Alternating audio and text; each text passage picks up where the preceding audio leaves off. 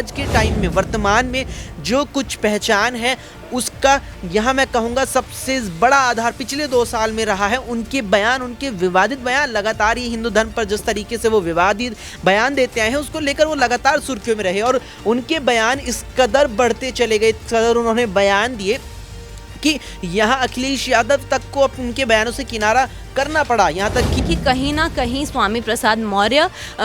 BJP में शामिल हो सकते हैं। जी हाँ, और अगर ये होता है तो ये अखिलेश यादव के लिए कहीं ना कहीं एक बहुत बड़ी मुश्किल हो सकती है, क्योंकि स्वामी प्रसाद मौर्य बहुत साल से उनकी पार्टी में थे, वो एक बहुत बड़ा चेहरा है उनकी पार्टी का। जिसके बाद अगर वो बीजेपी में शामिल होते हैं, स्वामी प्रसाद मौर्य की बेटी खुद बीजेपी की एक सांसद हैं, तो अगर वो उसमें शामिल होते हैं तो कहीं ना कहीं ये अखिलेश यादव के लिए एक बड़ा झटका होगा।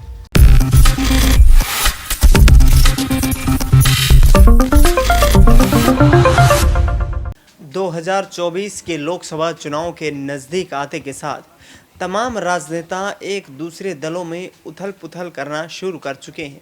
एक तरफ जहां पर पश्चिमी यूपी में अपना मजबूत सियासी वर्चस्व रखने वाले जयंत चौधरी एनडीए खेमे में शामिल हो चुके हैं, तो दूसरी तरफ अब समाजवादी पार्टी के अंदर से भी झटका लगता हुआ नजर आ रहा है। समाजवादी पार्टी के नेता स्वामी प्रसाद मौर्य ने राष्ट्रीय महासचिव पद से इस्तीफा दे दिया है। अखिलेश यादव जो कि समाजवादी पार्टी के राष्ट्रीय अध्यक्ष हैं, उनके नाम एक लंबा चौड़ा पत्र लिखते हुए स्वामी प्रसाद मौर्य ने अपना इस्तीफा सौंप दिया है। लेकिन उनकी तरफ से कहना है कि लगातार पार्टी के लिए वे काम करते नजर आएंगे, लगातार पार्टी के लिए प्रतिबद्धता के साथ काम करना उनकी जिम्मेदारी है। पार्टी के बेहतर प्रदर्शन करने की जिम्मेदारी कहीं ना कहीं स्वामी प्रसाद मौर्य के हाथों में है और ऐसे में उन्होंने कहा कि हमने जो वायदे किए हैं उनको पूरा करने का भी आगामी वक्त में काम किया जाएगा। लेकिन जिस तरीके से जयंत चौधरी, उसके बाद अब स्वामी प्रसाद मौर्य भी कहीं ना कहीं बगावती सुर अपनाते नजर आ रहे हैं, ऐसे में क्या यूपी की राजनीति में और भी भूचाल आना बाकी है। न्यूज़ रूम में इस वक्त मेरी मौजूदगी है। हमारे खास कार्यक्रम में रंग बदलती राजनीति में आपका स्वागत है। पहला सवाल रहेगा मेरे सहयोगी अक्षय से। यहाँ पर अक्षय, जो स्थिति बनती हुई नजर आ रही है, जयंत चौधरी के बाद अब स्वामी प्रसाद मौर्य भी कहीं ना कहीं बगावती सुर अपनाते नजर आ रहे हैं, क्या कहना चाहेंगे? क्या समाजवादी पार्टी टूटती हुई दिखाई दे रही है? देखिए दिनेश, जिस तरीके से स्वामी प्रसाद मौर्य ने यहाँ अपने पद से इस्तीफा दिया है, कहीं ना कहीं चौंका देने वाला फैसला लगता है। साथ ही साथ यहाँ जो राज्यसभा के लिए 3 बड़े उम्मीदवार यहाँ पार्टी की तरफ से घोषित किए गए हैं, उस पर भी यहाँ कहीं ना कहीं स्वामी प्रसाद मौर्य का समर्थन ना मिलता नजर आ रहा है। और देखिए, स्वामी प्रसाद मौर्य वो शख्स हैं जो 2022 के उत्तर प्रदेश विधानसभा चुनावों से कुछ ही वक्त पहले बीजेपी छोड़ करके सपा में आए थे और जब से वे सपा में आए थे, यहाँ स्वामी प्रसाद मौर्य का केवल राजनीतिक दल नहीं, राजनीतिक पहचान नहीं, बल्कि मानो सब कुछ ही बदल गया। उनके बयान देखिए, स्वामी प्रसाद मौर्य की आज के टाइम में वर्तमान में जो कुछ पहचान है उसका यहाँ मैं कहूँगा सबसे बड़ा आधार पिछले 2 साल में रहा है उनके बयान, उनके विवादित बयान। लगातार ये हिंदू धर्म पर जिस तरीके से वो विवादित बयान देते आए हैं उसको लेकर वो लगातार सुर्खियों में रहे और उनके बयान इस कदर बढ़ते चले गए, इस कदर उन्होंने बयान दिए कि यहाँ अखिलेश यादव तक को उनके बयानों से किनारा करना पड़ा। यहाँ तक कि यहाँ डिंपल यादव को उनके बयानों से किनारा करना पड़ा। अब हो सकता है यहाँ पर ये भी चीज़ देखने को शायद सामने ना आए, लेकिन पीछे से ये चीज़ हो सकती है कि क्या पता पार्टी के दबाव में उन्होंने अपने पद से इस्तीफा दिया हो, क्योंकि कहीं ना कहीं स्वामी प्रसाद मौर्य देखिए राजनीति के लिहाज से देखिए सूबे की तो कुछ बड़ा चेहरा ज़रूर है। ऐसे में पार्टी की तरफ से ये बात आती कि समाजवादी पार्टी ने स्वामी प्रसाद मौर्य को हटा दिया है तो कहीं ना कहीं सपा की नकारात्मक छवि जाती, लेकिन उन्होंने खुद से पद से इस्तीफा दिया तो कहीं ना कहीं केवल बात एक नेता पर आती है। ऐसे में शायद ये चीज हो सकती है कि पार्टी के कहने पर स्वामी प्रसाद मौर्य ने अपने जो पद है उससे इस्तीफा दिया हो। क्या बीजेपी में आने से वो तमाम दाग धुल जाएंगे वॉशिंग मशीन में, जो स्वामी प्रसाद मौर्य के ऊपर सवाल खड़े होते रहे?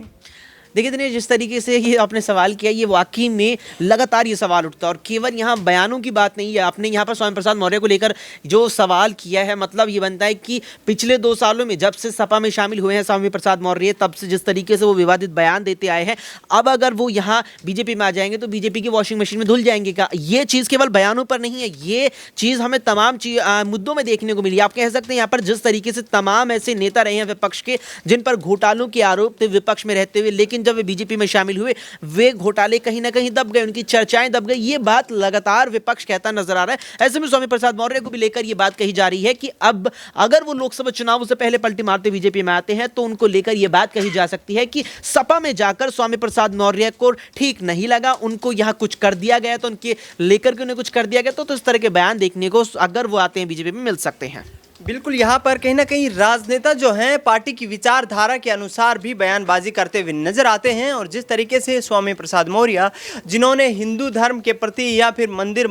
मस्जिद में इतना जो बवाल रहता है उसके प्रति जो अपने बयान व्यक्त किए, उसको लेकर कहीं ना कहीं सवाल खड़े होते नजर आते हैं। शिखा से अगला सवाल लेंगे। शिखा, जो स्थिति बनती हुई नजर आ रही है, क्या समाजवादी पार्टी के प्रमुख अखिलेश यादव के लिए चुनौती बन सकती है यदि स्वामी प्रसाद मौर्य पार्टी को छोड़ते हैं? जी बिल्कुल, जिस तरीके से उनने अध्यक्ष पद से इस्तीफ़ा देते हुए तमाम तरीके की बातें मीडिया के सामने कही हैं, उन्होंने ये भी जाहिर किया है कि उनकी पार्टी में कुछ ऐसे तत्व थे जो कि उनकी हर बातों पर टिप्पणी करते थे, जिससे उन्हें नाराज़गी जताई है। और नाराज़गी जताते हुए उन्होंने ये कहा है कि मैंने इसके बाद अखिलेश यादव से बैठक भी करी, बैठक में इस बारे में चर्चा भी करी कि इसका कुछ हल निकाला जाए, लेकिन इसका कुछ हल नहीं निकला, जिसके बाद अंत में स्वामी प्रसाद मौर्य ने अध्यक्ष पद से इस्तीफा दे दिया। जब उनसे पूछा गया कि क्या आप पार्टी भी छोड़ने के बारे में सोच रहे हैं, तो उन्होंने इस पे जवाब दिया कि इसका पूरा निर्णय अखिलेश यादव के हाथ में होगा, अखिलेश यादव इसका निर्णय करेंगे कि वो पार्टी में रहते हैं या नहीं। लेकिन इसके बाद भी तमाम तरीके की अटकलें लगाई जा रही हैं कि कहीं ना कहीं स्वामी प्रसाद मौर्य बीजेपी में शामिल हो सकते हैं। जी हाँ, और अगर ये होता है तो ये अखिलेश यादव के लिए कहीं ना कहीं एक बहुत बड़ी मुश्किल हो सकती है, क्योंकि स्वामी प्रसाद मौर्य बहुत साल से उनकी पार्टी में थे, वो एक बहुत बड़ा चेहरा है उनकी पार्टी का। जिसके बाद अगर वो बीजेपी में शामिल होते हैं, स्वामी प्रसाद मौर्य की बेटी खुद बीजेपी की एक सांसद हैं, तो अगर वो उसमें शामिल होते हैं तो कहीं ना कहीं ये अखिलेश यादव के लिए एक बड़ा झटका होगा। बिल्कुल, समाजवादी पार्टी को आगामी चुनाव से बड़ा झटका लग सकता है यदि स्वामी प्रसाद मौर्य पार्टी से यहां पर किनारा करते हुए नजर आते हैं। विवादित बयानों को लेकर चर्चा में रहते हैं और यूपी की राजनीति में एक बड़ा चेहरा माने जाते हैं। अबरार से अगला सवाल लेंगे। अबरार, जो स्थिति बनती हुई नजर आ रही है, क्या अखिलेश यादव यहाँ पर स्वामी प्रसाद मौर्य को रोक पाएंगे? क्योंकि उनकी तरफ से भी लखनऊ महासम्मेलन में कह दिया गया था कि तमाम जो राजनेता बयान दे रहे हैं वो सोच समझ कर बयानबाजी करें। देखिए, बिल्कुल जो है इस पूरे मामले को लेकर के ये कहा जा रहा है, ख़ुद जो उन्होंने बयान दिया है, जो इस्तीफ़ा देने के बाद उन्होंने बातें कही, उससे यही लगता है कि वो कहीं ना कहीं पार्टी के भीतर जो नेताओं की बयानबाजी हो रही थी उनको लेकर के ख़ास तौर से, या फिर आप कहें कि उन्होंने जो धर्मों को लेकर के तमाम तरीके के पक्ष रखे हैं, दरअसल उस बात पर कई नेता समाजवादी पार्टी के ही उनके खिलाफ हो जा रहे थे, या फिर आप कहें कि कई नेता इस पूरे मामले को लेकर के ये कहे जा रहे थे कि ये उनका व्यक्तिगत ओपिनियन है, व्यक्तिगत बयान है, तो इसी वजह से उन्होंने जो है नाराज़ होकर के ये फ़ैसला लिया है। लेकिन अगर हम इस पूरे मामले को और ज़्यादा गहराई से समझें तो जिस ढंग से वो बयानबाजी कर रहे थे और जो उनकी भाषा शैली थी, वो कहीं ना कहीं भाजपा को फ़ायदा पहुंचाने वाली थी, क्योंकि वो जितना ज़्यादा जो है आक्रामक होकर के बयानबाजी करेंगे हिंदुओं के खिलाफ, जाहिर सी बात है कि वो सारा का सारा वोट बैंक जो भाजपा की तरफ मूव होगा और समाजवादी पार्टी को इसका नुकसान होगा,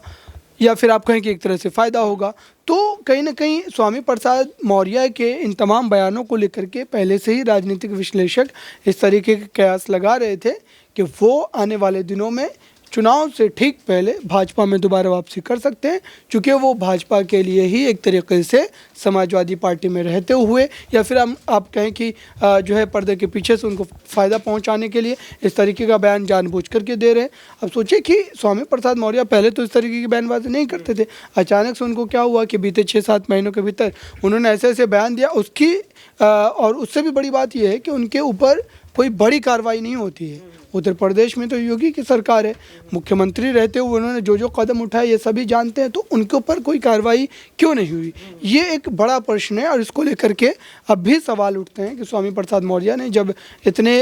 गलत शब्दों का इस्तेमाल किया, उसके बावजूद भी योगी आदित्यनाथ की सरकार ने उनको जेल में क्यों नहीं डाला। बिल्कुल, यहाँ पर स्वामी प्रसाद मौर्य न केवल अपनी पार्टी के लिए आगे आने वाले वक्त में मुश्किलें खड़ी कर सकते हैं, बल्कि अब देखना यही होगा कि यदि वे भारतीय जनता पार्टी का रुख करते हैं तो क्या उन तमाम जो बयानबाजी की गई है उससे उनको माफ़ कर दिया जाएगा। फिलहाल न्यूज़ रूम से हमारे इस खास कार्यक्रम में इतना ही। देश दुनिया की तमाम बड़ी खबरों के लिए आप देखते रहिए नेक्स्ट 9 न्यूज़।